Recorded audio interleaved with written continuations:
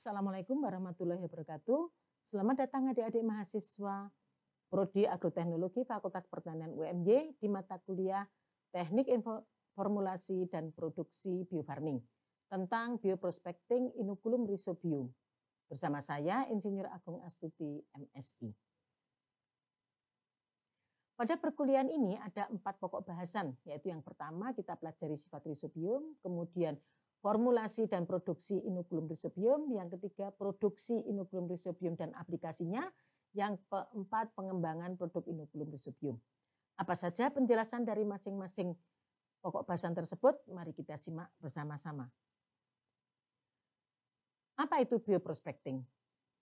Bioprospecting yaitu kegiatan koleksi, penelitian, dan pemanfaatan sumber daya genetik dan biologi secara sistematis guna mendapatkan sumber-sumber baru, senyawa kimia, gen, organisme, atau produk lainnya dengan tujuan ilmiah atau komersial.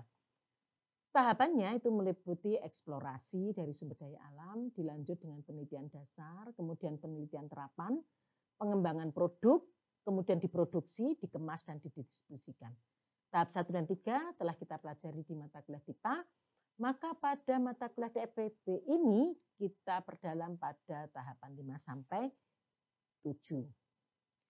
Adik-adik, jika kita ingin mengembangkan suatu rhizobium yang sudah teruji potensialnya menjadi suatu pupuk hayati, maka kita harus mendalami sifat-sifat dari rhizobium itu agar bisa dikondisikan selama diproduksi, pengemasan, sampai distribusi. Sehingga kemampuannya itu tetap aktif sampai diaplikasikan. Sebagaimana kita pelajari di TIPA, maka rhizobium itu bersimbiosis dengan mutualisme dengan legum. Ada genif yang mampu mengikat N bebas menjadi amonia, diubah menjadi asam-asam amino, senyawa nitrogen yang diperlukan oleh tanaman. Sedangkan rhizobiumnya sendiri itu memperoleh karbohidrat sebagai sumber energi dari tanaman inang. Sel bakteri rhizobium berbentuk batang, aerobik, gram negatif, ukurannya 0,5 sampai 0,9 kali 1,2 sampai 3 mikrometer.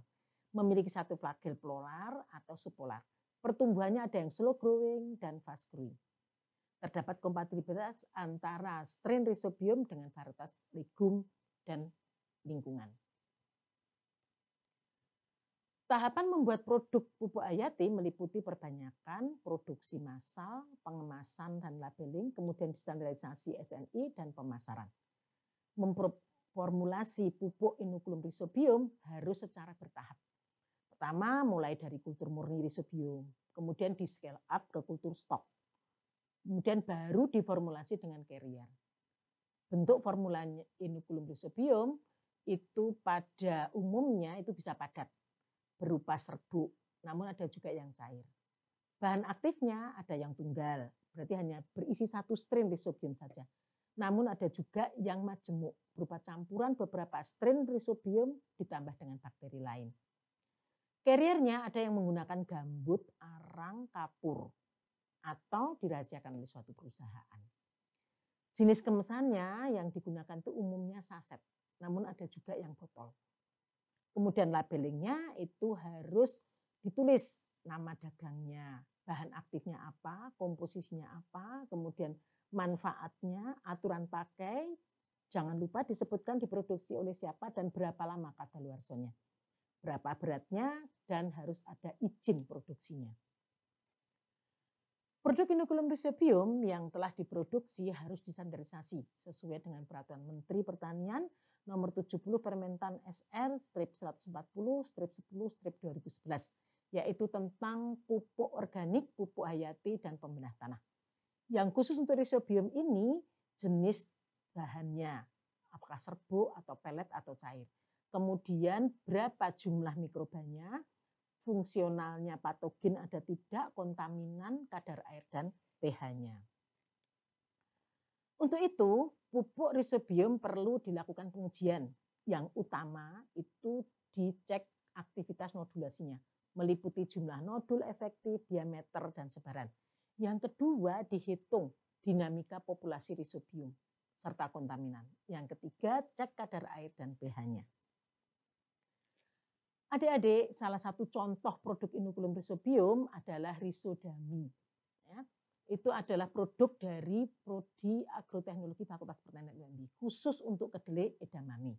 Bentuknya serbuk, kemudian bahan aktifnya rhizobium, isolat indigenous dari Kasihan, Bantul. Kemudian carriernya itu menggunakan campuran nano gambut, nano arang, kapur, dan kemasannya saset.